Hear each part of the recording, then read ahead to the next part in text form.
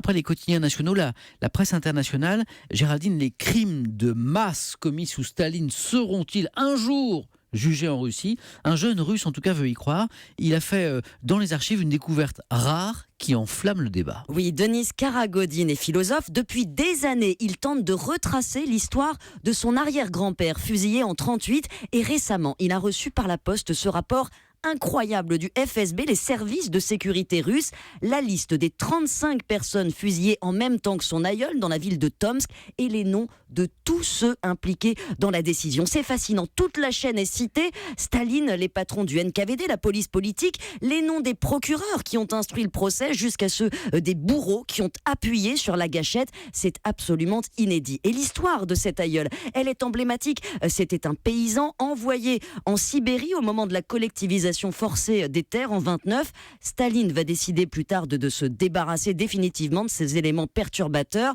C'est ce qu'on appelle la Grande Terreur.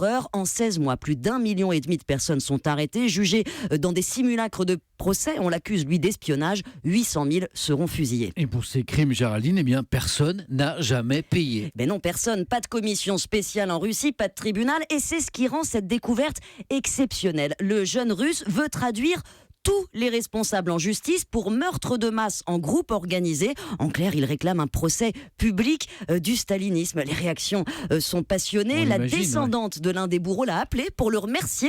Mais des éditorialistes le saluent. Personne n'avait eu l'idée d'engager des poursuites sur la base du code pénal. D'autres disent leur écœurement de voir que Staline est toujours célébré en Russie par des statues, des noms de rues. Mais d'autres, ils sont nombreux, Samuel, condamnent une volonté porteuse de division. Il doute de toute façon que ce procès dans la Russie de Poutine puisse jamais s'ouvrir. Merci Géraldine.